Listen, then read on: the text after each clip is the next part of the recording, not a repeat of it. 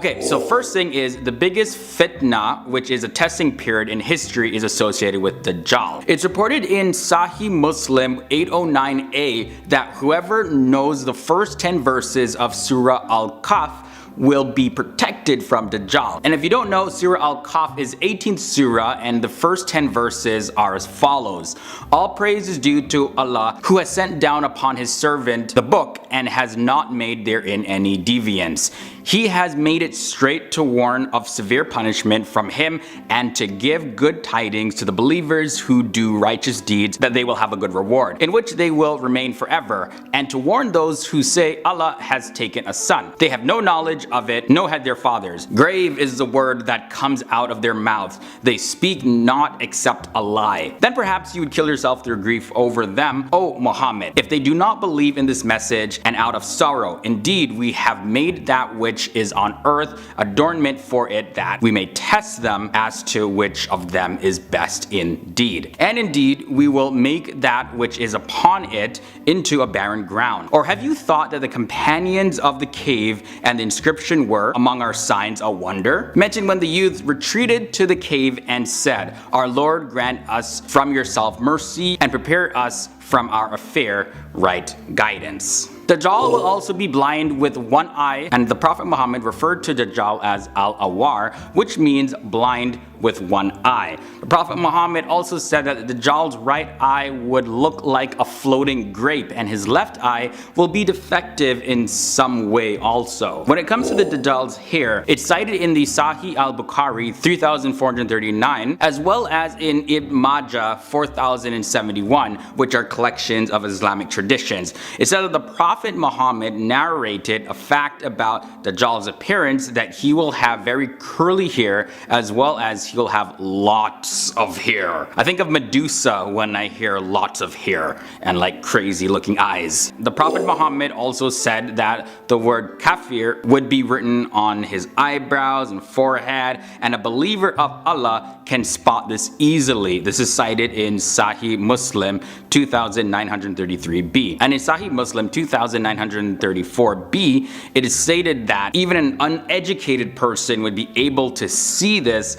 and read it. Dajjal also won't be able to enter the cities of Medina and Mecca. It's mentioned in Sahih Muslim 2943 that Dajjal just can't enter into these cities, as well as other hadiths have stated this fact. In Sahih al-Bukhari 7134, it says that the Prophet said he will come to Medina and find the angels guarding it, so Allah willing, neither Dajjal nor plague will be able to come near it. Sahih al-Bukhari 7125 mentions that Medina will have 7 gates at that time and 2 angels will be guarding every single gate. So if Dajjal even thinks about coming, the angels just knock him out. Okay guys, so one of the scariest things about Dajjal is that he will have the power to bring the dead people back to life. So according to Sahih al-Bukhari 1882, Dajjal will have so much power that he'll be able to end somebody's life and then make that same person come back to life. Just imagine seeing that. That would be so trippy. I'm calm. Okay. Anyways, it's also stated in Sahih Muslim 2440 that the Prophet Muhammad said Dajjal also will be followed by 70,000 Jews. So he's gonna have a Jewish army. Apparently those people are gonna be completely deceived. There's also mention of water and fire associated with Dajjal. In Sahih al-Bukhari 7130, it says that Dajjal will come with fire and water. Now what would seem to be water will actually be fire, and what looks like fire is actually going to be water. Is that symbolic of something? The next thing is that the Prophet Muhammad said that there will be a small number of Arabs in those days because they're going to run away from Dajjal and seek protection. And that's found in Sahih Muslim 2945a. And the final thing I want to share in relation to Dajjal is that Isa is the one that's going to kill Dajjal after he's sent by Allah back to the earth. So the Prophet Isa, which is the Arabic name for Jesus, is gonna kill Dajjal at Bab el-Lud in Israel, and this is found in Jami Tirmidhi 2244. Starting at number 10, so who are Yajuj and Majuj anyways? Well, according to one popular belief, Yajuj and Majuj are two tribes of the people of the lands of the Turks. Now, they aren't monsters or dinosaurs or any aliens or anything like that. They're actually human beings. However, they are said to be very wild and vicious and monstrous by nature. Now, they like to destroy things like crops and buildings and trees, just pretty much everything in their path. And yeah, they can be very violent towards people. Very scary group of people. Now, one thing to note is that they are not from people of the future. Now, they're alive and living on the earth right now. Now, one thing that was pretty disturbing I found is that the people of Yajuj and Majuj, they can drink up an entire lake. They will drink every bit of water that's in it. وَيَمُرُّ آخِرُهُمْ. Now they're coming like group after group, yeah, because there's a large amount of them. So the first amount of them will drink it all. But let's get serious now. So in the Quran, Surah Al-Kahf, there is a story of a righteous king named Dhul Qarnayn, and that's sometimes spelled with a Z. Now this man used to travel a lot. Once he came across a nation who couldn't really communicate with him well. He found there a group of people, they could not speak to him. لَا يَكَادُونَ يَفْقَهُونَ قَوْلًا.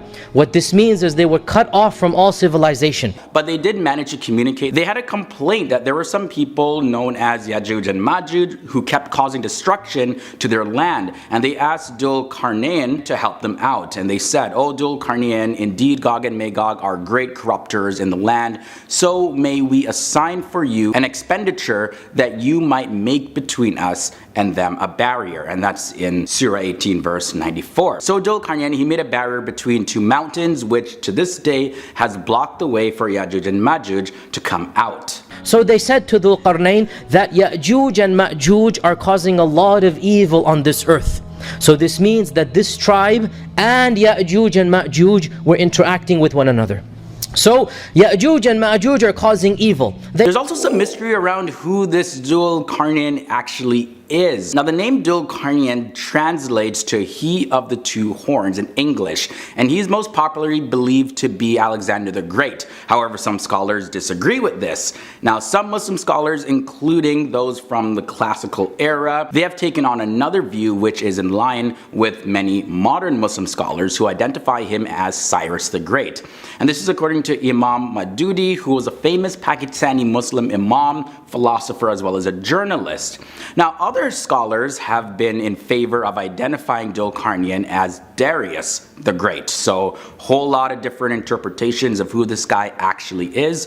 But the fact is that, hey, Dhul Qarnayn is a figure in Islam that sealed away the people of Yajuj and Majuj. Now it's also believed that Yajuj and Majuj will break free. So how are they going to actually do this anyways? They're trapped behind a wall. Well, you can find some narrations in the hadith relating to this. One passage says, one day the messenger of Allah woke from sleep with a flushed red face and said, La ilaha halal illah. And he repeated this 3 times. Then he said, woe to the Arabs from the evil drawn near. Today a gap has been made in the wall of Yajuj and Majuj like this. And he formed 10 with his fingers. And that's in the Tirmidhi 2187. That's a hadith. Also, there's a hadith that mentioned how they will manage to break through. And the passage says they excavated each day until when they are just about to penetrate it, their leader says, go back so that you can penetrate it tomorrow. But Allah makes it return just as it was until their appointed time,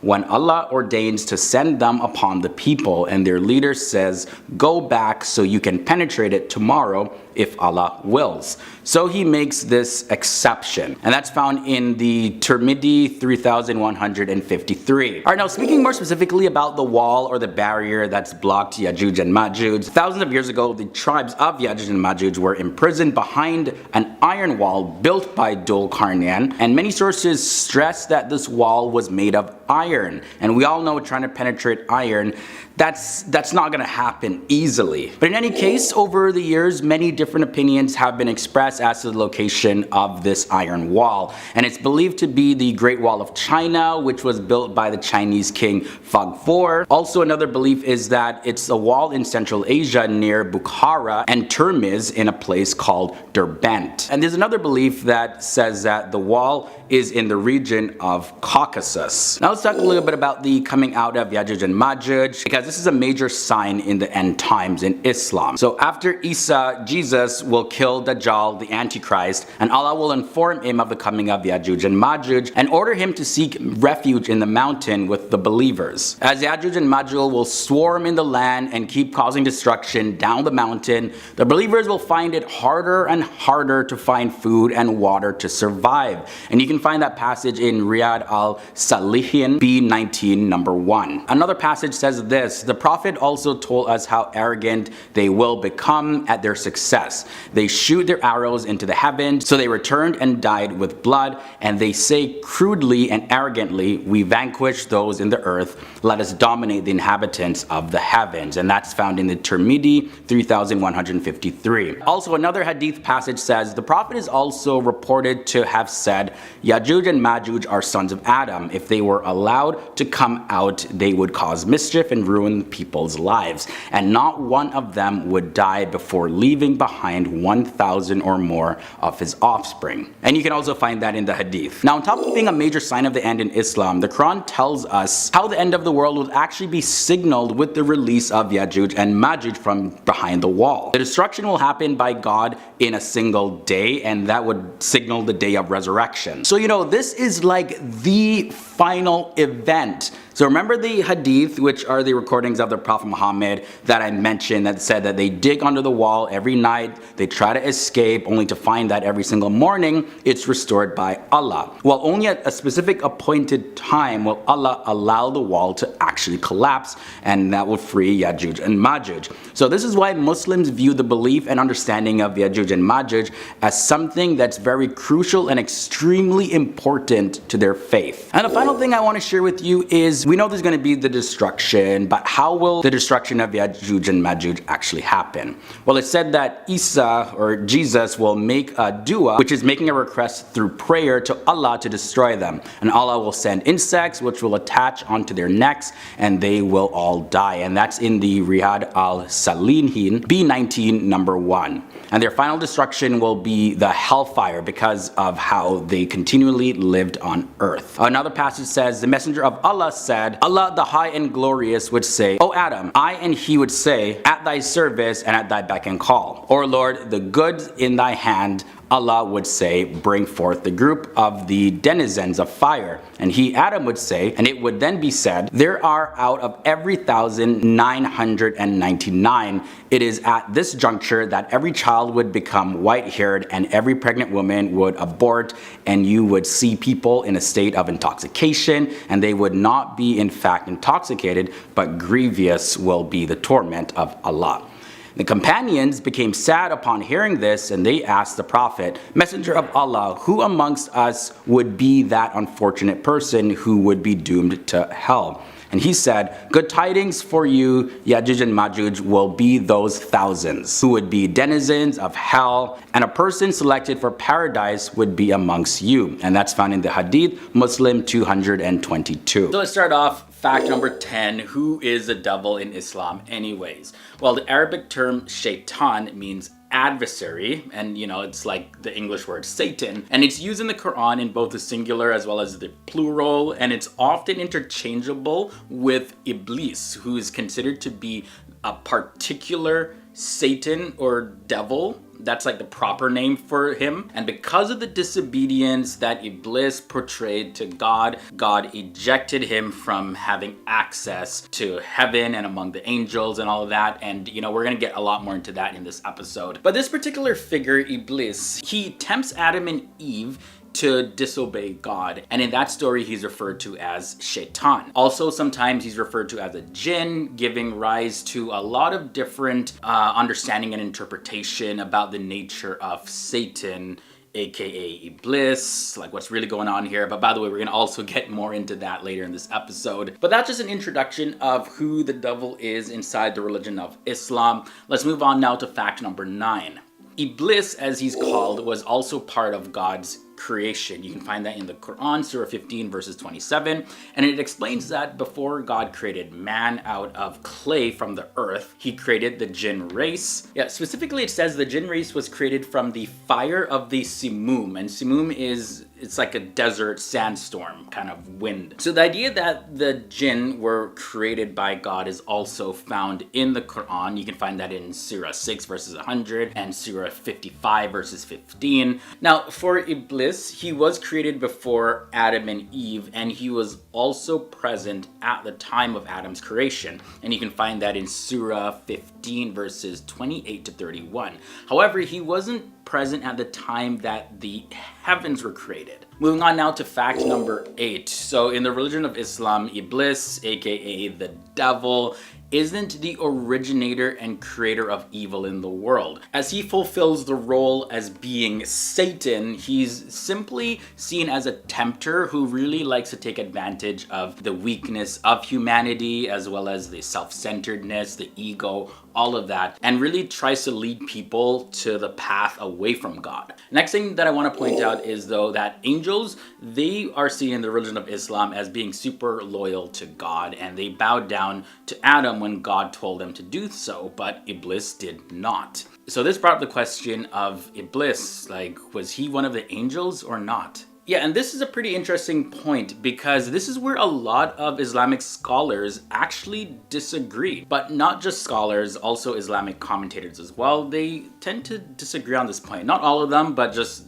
there's a large amount of them. Now the Quran identifies Iblis as a jinn in Surah 18 verses 50. So some hold the view that the jinn are a type of angel though. Now Tabari, citing the companion Ibn Abbas, he wrote this: Iblis was one of a group of angels called Al-Hin, where the term jinn comes from. They were created of fire. But although there is differences of views about the nature of Iblis, most Muslims do agree that he is a jinn, and jinn is completely separate from the class of angels. Also, according to Islamic traditions, Iblis is known by many different names and titles, such as Abu Mura, which is father of bitterness, and there's Adu Allah, meaning the enemy of God, and Abu al-Harid, which is the father of the plowman. In the Quran, there are actually 7 different accounts about the hatred between Satan and the humans, and this all resulted from his refusal to obey God and bow down to Adam. Those references are Surah 2 verses 30 to 39, Surah 11 verses 11 to 25, Surah 15 verses 26 to 48, Surah 17 verses 61 to 65, Surah 18 verses 50 to 53, Surah 20 verses 115 to 126, and Surah 38 verses 71 to 88. All these accounts, by the way, they differ in length and the details that are included in each of them. Also, Iblis, the devil, yeah, very bad guy. He vows to take revenge by misleading humans. This is referenced in the Quran, Surah 15 verses 39 and 38 verses 82. Because thou hast thrown me out of the way, lo, I will lie in wait for them on the straight way. Then I will assault them from before them and behind them, from their right and their left. Nor wilt thou find in most of them gratitude for your mercies. This, by the way, was taken from Surah 7 verses 16 to 17. Now, although Iblis is often compared to the devil in Christian theology, in Islam, the idea is rejected that Satan is an opponent of God, and also it is opposed that there is some sort of struggle between God and the devil. So Iblis might either be regarded as the most monotheist or the greatest sinner ever. And it's also believed that Iblis did not become an unbeliever because of his disobedience, but because of attributing injustice to God by saying that the command to bow down before Adam was completely inappropriate. There's also no sign of any revolt in heaven or war in terms of like all the angels fighting in the Quran. That's not found there like it's found in the Bible. And it doesn't mention that the devil is trying to take God's throne in the religion of Islam at all. Now, according to certain Islamic traditions, the supernatural being named Azazel, I've heard it also pronounced Azazel, is by the way viewed as the original name for Iblis, the devil, or Satan, and this being was cast down to earth when he refused to bow down before God's creation, Adam. Once he was cast down, Azazel, whose name then became Iblis, spoke through a serpent to tempt Adam and Eve with the forbidden fruit. So Iblis is also considered as the leader of those angels who fought the earthly jinn as well. And in terms of this traditional belief, it kind of falls more in line with the Christian view of Satan. Of course, there are some variations though, but this is not the most popular Islamic view, although it does exist in the religion. And finally, the fact I want to end off on is Satan is not just seen as an enemy or adversary in the religion of Islam, but is also seen as the worst of all enemies of human beings. In the Quran, Surah 2, verses 208, it says, "O you who believe, you shall embrace total submission. Do not follow the steps of Satan, for he is your most ardent enemy." Also in the Quran, Surah 6, verses 142, it says, "Some livestock supply you with transportation as well as bedding materials. Eat from God's provisions to you, and do not follow the steps of Satan. He is your most ardent enemy." Before Dajjal makes his entry, there are a couple of signs of the appearance of Dajjal. In one of the hadiths that was narrated by Ibn Majah, it talks about how the Holy Prophet said that before the arrival of Dajjal, there will be 3 years of famine. In the first year, Allah will command the skies to withhold a third of its rain and the earth to withhold a third of its produce. In the second year, Allah will command the skies to withhold 2/3 of its rain and the earth to withhold 2/3 of its produce. In the third year, Allah will command the sky to withhold all of its rain and it will not rain a single drop of rain. He will command the earth to withhold all of its produce. During this time, no plants will grow. It's kind of hard to imagine how to live in this situation. Moving on to number 9. A very interesting description that the Holy Prophet gave about Dajjal is that there would be the word kafir written in the center of the forehead near the eyes. If you guys don't know, basically what a kafir means, it means non-believer. Anyone who's a believer of Allah will be able to clearly see the words and recognize that it's Dajjal. In the Sahih Muslim book, there is another hadith that mentions how even the illiterate people will be able to read the word kafir on his forehead. Moving on to number 8, a lot of people were really curious about the appearance of Dajjal. So especially during the time of the Holy Prophet, a lot of people wanted more descriptive appearance, and the Holy Prophet gave a very detailed description. He said that Dajjal would be blind in one eye and called him Al-Anwar, which means one with blind one eye. In detail, he said that Dajjal's right eye will be like a floating grape.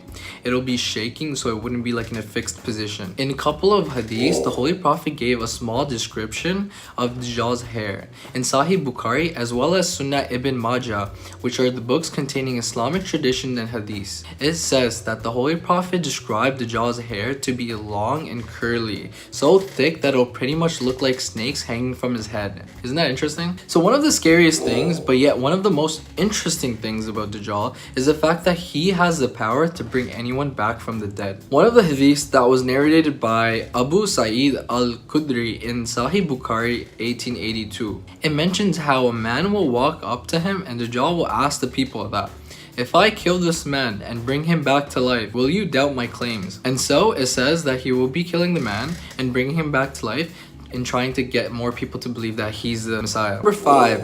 No matter how powerful he seems, he won't be able to enter the city of Mecca and Medina despite of how much he tries.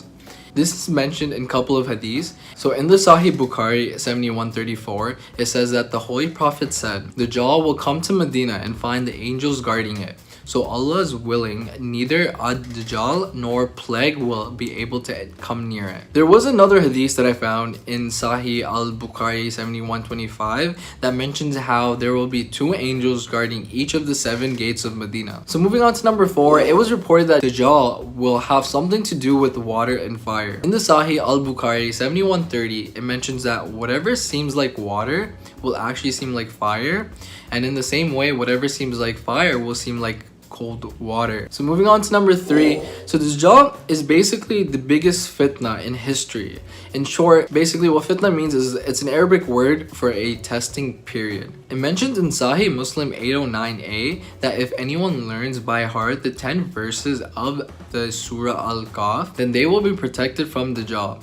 If you guys don't know, Surah Al-Kahf is the 18th surah in the Quran. Another interesting thing that was mentioned in Sahih Al-Bukhari 3337 is that all the prophets warn the people about Dajjal and its fitna.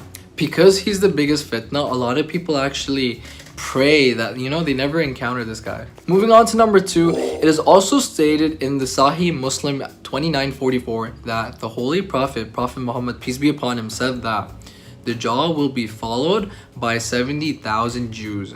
The Arabic word that was translated to mean 70,000 was often also used a word to describe a large number of people or things. So these could mean that there will be exactly 70,000 followers, or it's referring to a large number of people or groups. So moving on to the final fact of this episode is that Prophet Isa will be the one to take down the big bad Dajjal.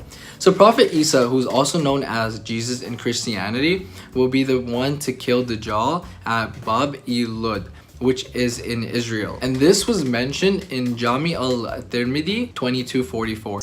At number 10, we have the Houris. What are the Houris anyways? Well, they're described as beautiful maidens who await devout Muslims in paradise. There are numerous references to the Houris in the Quran describing them as purified wives and spotless virgins. And according to Encyclopedia Britannica, some scholars actually give the Houris a metaphoric interpretation.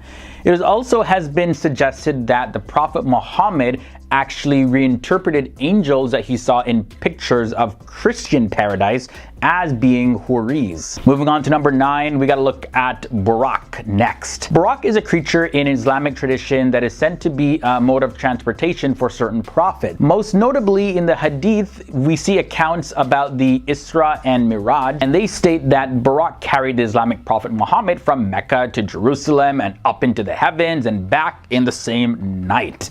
Now, Buraq is described as a white animal, half mule, half donkey, with wings on its sides, and the word Buraq actually translates to lightning or bright. Number 8 brings us to angels, and these are perhaps the most common supernatural creatures mentioned in Islam. And angels are real created beings, but are generally invisible like most others.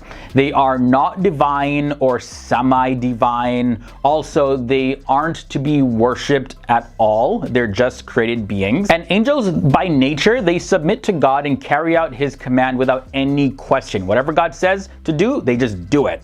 And just to give you an example of the size of the angels, well, Jibril, also known as Gabriel, is the greatest angel, and he's said to have over 600 wings, and his height stretches from heaven to earth, and he can move faster than the speed of light, as all the angels can. As a matter of fact, angels are made out of light according to the religion of Islam. Marid comes in next at number 7. The Marid are considered the most powerful tribe of jinn, and the word Marid actually means rebellious. They are the classical genie-looking figures that we would see in movies and stories like Aladdin, you know, when they rub the lamp and the genie pops out to grant any wish that the person may have. And just like we've seen in pop culture depictions, well, Marid, they can change their shape, and they're said to have a lot of pride, and they want to show off to people a lot. Number 6 brings us to the Ifrit, and now these are a powerful type of jinn and are only mentioned once in the entire Quran. And in Islamic scriptures, the term Ifrit is always followed by the expression of the jinn. So we see that it's a type or class of jinn. The Ifrit are a very strong and cunning type of jinn, and they emerge as smoke from the ground, and they form into large winged demon-looking creatures that actually are said to bleed fire. They dwell in the underworld, which is a place of punishment for those that do evil. Ghouls are up next. A ghoul is a demonic creature that is said to inhabit burial grounds as well as other deserted and abandoned places. In ancient Arabic folklore, ghouls are a very evil class of jinn, and they were said to be the offspring of Iblis, also known as Satan, which, by the way, I'm going to talk about a little bit later in this episode. Ghouls are capable of changing form, but you can always spot one of them if you look for this specific sign. Well, they actually have hooves like donkeys, and they aren't able to change that aspect of their figure. Ghouls, they roam the desert, like I mentioned, and they often disguise themselves as attractive women that try to lure people away, and if they're successful, they actually go and eat them. According to the Hadith, an effective method of banishing ghouls is to recite lines from the Quran. Next up, I want to talk about the Shik and Nas. Shik is a lower form of jinn. It's sort of like a half creature or like half formed, and so they look very odd, and they apparently go after unsuspecting travelers. And you know, the interesting thing is that it's said that the Shik, they're able to mate with humans. And if they do, well, their offspring is known as a Nas, which look very similar to the Shik. Well, they're half Shik, half human. And these Nas, it's said that they originate from the Hadramaut region of Yemen. Some Nas are described as having wings like a bat. Number 3, I had to include the Qareen on this list. Now, the word in Arabic literally means constant companion. And Muslims believe that Allah assigned the Qareen to accompany every single human being that has been born and that will be born and that is currently living on this planet right now. The Qareen push a person to do evil and disobey God's commands. So, just to clarify one thing, the Qareen, they're believed to incite humans to do evil through suggestions, but they can actually become good. And this has a lot to do with the good deeds of humans that influence the Qareen. For example, it is said that the Qareen of the Prophet Muhammad actually became a Muslim. However, it is uncertain whether or not any other Qareen besides those of the Prophet Muhammad actually have become Muslims or become good Qareen. Either way, we have 2 more creatures to look at.